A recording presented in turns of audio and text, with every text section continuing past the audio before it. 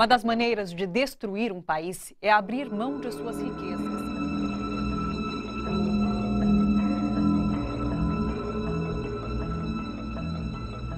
We economic hitmen really have been the ones responsible for creating this first truly global empire. And we work many different ways.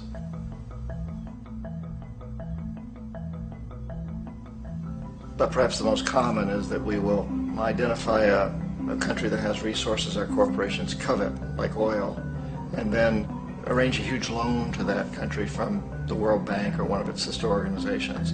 But the money never actually goes to the country. Instead, it goes to our big corporations to build infrastructure projects in that country, power plants, industrial parks, ports, things that benefit a few rich people in that country, in addition to our corporations, but really don't help the majority of the people at all. However, those people, the whole country is left holding a huge debt. It's such a big debt they can't repay it, and that's part of the plan, that they can't repay it. And so at some point we economic hitmen go back to them and say, listen, you owe us a lot of money, can't pay your debt, so sell your oil real cheap to our oil companies. Allow us to build a military base in your country, or send troops in support of ours to someplace in the world like Iraq, or vote with us on the next UN vote. To have their electric utility company privatized and their water and sewage system privatized and sold to U.S. corporations or other multinational corporations. So there was that whole mushrooming thing, and it's so typical of the way the IMF and the World Bank work, that you put a country in debt, it's such a big debt it can't pay it, and then you offer to refinance that debt and pay even more interest. And you demand this quid pro quo, which you call a conditionality or good governance, which means basically that they've got to sell off their resources, including many of their social services, their utility companies, their school systems sometimes, their penal systems, their insurance systems, to foreign corporations. So it's a double, triple, quadruple whammy.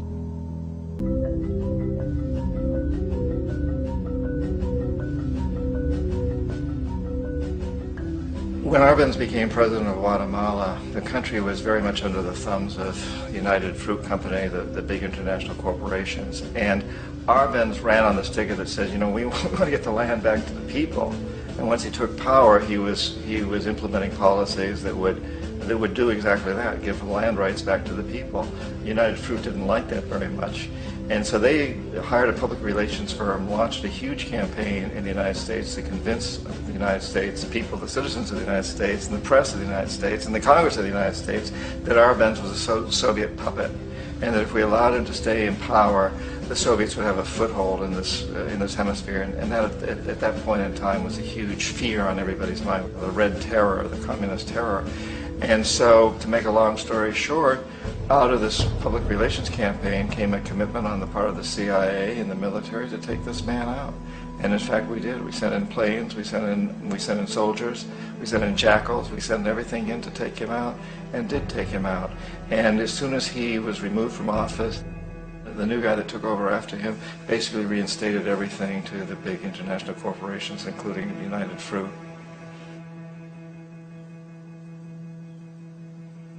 Ecuador for many, many years had been ruled by pro-U.S. dictators, often relatively brutal.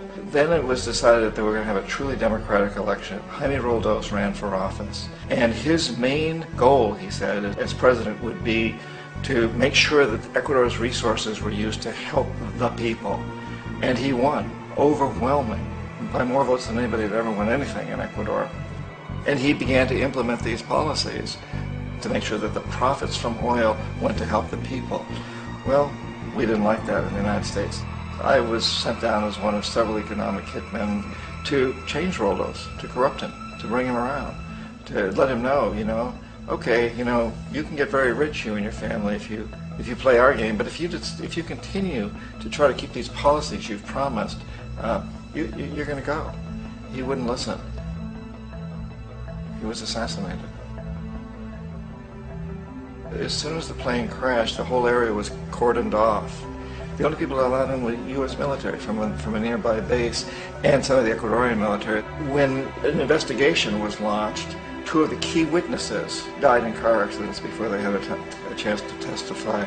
A lot of very, very strange things that went on around the assassination of Jaime Roldos. I, like most people who've really looked at this case, have absolutely no doubt that it was an assassination. And of course, in my position as an economic hitman, I was always expecting something to happen to Jaime, whether it be a coup or assassination, I wasn't sure, but that he would be taken down because he was not being corrupted. He would not allow himself to be corrupted the way we wanted to corrupt him. Omar Torrijos, president of Panama, was, one of my favorite people. I really, really liked him. He was very charismatic. He was a guy who really wanted to help his country. And when I tried to bribe him or corrupt him, he said, look, John, he called me Juanito. He said, look, Juanito, I don't need the money. What I really need is for my country to be treated fairly. I need for the United States to repay the debts that you owe my people for all the destruction you've done here. I need to be in a position where I can help other Latin American countries win their independence and be free of this terrible presence from the north that you people are exploiting us so badly. I need to have the Panama Canal back in the hands of the Panamanian people. That's what I want. And so, leave me alone. Don't try to bribe me. It was 1981, and in May, Jaime Roldos was assassinated. And Omar was very aware of this. Torrijos got his family together and he said, I'm probably next, but it's okay because I've done what I came here to do. I've renegotiated the canal. The canal will now be in our hands. He just finished negotiating the treaty with Jimmy Carter. In June of that same year, just a couple of months later, he also went down in an airplane crash, which there's no question was executed by CIA-sponsored jackals. Tremendous amount of evidence that one of Torrijos' security guards handed him at the last moment as he was getting on the plane a tape recorder, a small tape recorder that contained a bomb.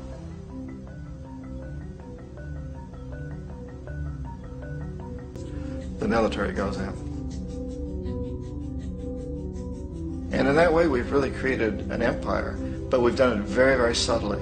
It's clandestine. All the empires of the past were built on the military. And everybody knew they were building them. So the British knew they were building them, the French, the Germans, the Romans, the Greeks. And they were proud of it. And they always had some excuse like spreading civilization, spreading some religion, something like that. But they knew they were doing it. We don't. The majority of the people in the United States have no idea that we're living off the benefits of a clandestine empire. That today there's more slavery in the world than ever before. And then you have to ask yourself, well, if it's an empire, then who's the emperor?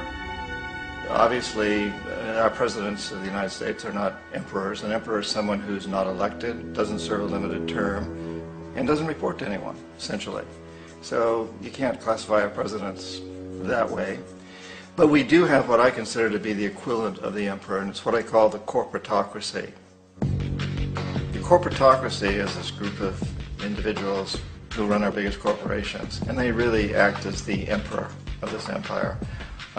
They control our media, either through direct ownership or advertising. They control most of our politicians because they finance their campaigns, either through their corporations or through personal contributions that come out of the corporations. They're not elected, they don't serve a limited term, they don't report to anybody.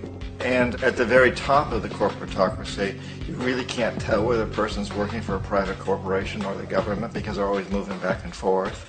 So, you've got a guy who one moment is the president of a big construction company like Halliburton, and the next moment he's vice president of the United States, or the president who is in the oil business. And this is true whether you've got Democrats or Republicans in the office. You have to moving back and forth through the revolving door.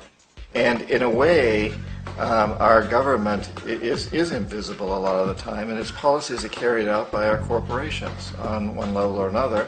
And then again, the policies of the government are basically forged by the corporatocracy and then presented to the government. They become government policy. So it's an incredibly cozy relationship. This isn't a conspiracy theory type of thing. These people don't have to get together and plot to do things. They all basically work under one primary assumption, and that is that they must maximize profits regardless of the social and environmental costs.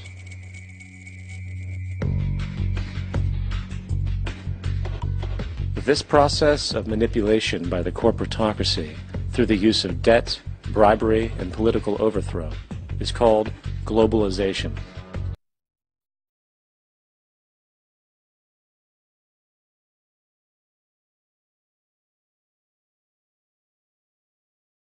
Existe em andamento um projeto maquiavélico de destruição do Estado brasileiro.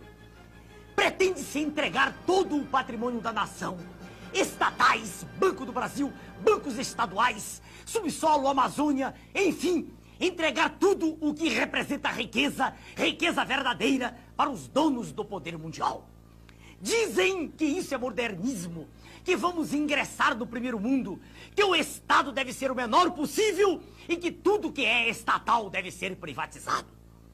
Venderam-se, entre outras, a Uzi Minas, a segunda usina siderúrgica mais eficiente do planeta, e a Companhia Siderúrgica Nacional, símbolo da indústria brasileira. Todas essas vendas vêm sendo feitas a preço de banana e ainda são pagas com papéis públicos que estavam altamente desvalorizados. É um verdadeiro assalto à nação, feito às claras, e com a imprensa toda batendo palmas. Com o dinheiro arrecadado das privatizações, diz o governo, estaremos diminuindo a dívida interna do Brasil. Mas o curioso é que se vai vendendo tudo e a dívida interna está aumentando. Em março de 94, a dívida mobiliária era de 50,5 bilhões de dólares. Em julho de 94, com a implantação do real, foi para 59,5 bilhões de dólares. E, em julho de 95, com um ano do plano real, ela já estava em 82,2 bilhões de dólares. Então, para que servem as privatizações? Privatizações são negociatas que servem para transferir o formidável patrimônio público para uma minoria privilegiada de representantes legítimos do sistema financeiro internacional. O governo, sob o comando do sistema financeiro internacional, estabelece juros da dívida interna tão extorsivos que vão exaurindo as finanças públicas e vão quebrando as indústrias, destruindo a agricultura, aumentando o desemprego e criando, como diz o professor Adriano Benayon, doutor em economia pela Universidade de Hamburgo, na Alemanha, criando, sim, uma verdadeira economia de cemitério. O que eles pretendem é a demolição do Estado. Destruído o Estado, segue-se o esfacelamento da nação, fazendo com que o povo não acredite em nada que é nacional, com que perca a sua autoestima e que tenha vergonha de ser brasileiro. Daí a propaganda gigantesca a favor do Estado mínimo, de desmoralização das Forças Armadas, que são o braço armado do povo, e de destruição da família, que é a célula básica da sociedade. É a anulação de todos os nossos valores morais, é o deboche institucionalizado. Mas a nação é o povo, com o seu território, com a sua história, os seus costumes e com a sua língua. Eles querem destruir nossa nação. Com a desculpa de modernidade, de entrar no primeiro mundo, o que estão fazendo é destruir a indústria nacional. Esta é a verdade sobre o projeto neoliberal, que a imprensa podre não mostra. É conduzir o nosso povo, qual manada de búfalos, para o precipício, para a escravidão. É como se fosse um gigantesco octopus, com seus tentáculos, sugando todas as nossas riquezas e drenando-as para os donos do mundo. É a perda definitiva da soberania nacional. Meu nome é Enéas. Edward Snowden saiu dos Estados Unidos, foi para outros países, foi vive Rússia, escondido, tá não com pode asilo voltar político na Rússia. Não pode voltar para os Estados Unidos, senão ele vai ser preso. E o Glenn Greenwald, que é também um jornalista que teve acesso ao Edward Snowden, mora no Brasil e é correspondente estrangeiro aqui, publicou esses documentos que mostram que algumas conversas do Michel Temer com o embaixador americano. É isto. Então o povo brasileiro precisa saber e ele precisa se explicar. Porque conversar com o embaixador americano é normal. A questão é basicamente saber se isso foi republicano ou não, né? Nessas Qual seria a conversas base do tinham sugestões de que... Nessas conversas ele falava como aliado do PT e sugeria que o governo deveria ser retirado. Simples assim. O atual presidente golpista do Brasil conversando com a espionagem norte-americana sobre como os brasileiros devemos organizar nosso destino. Te alui, meu irmão.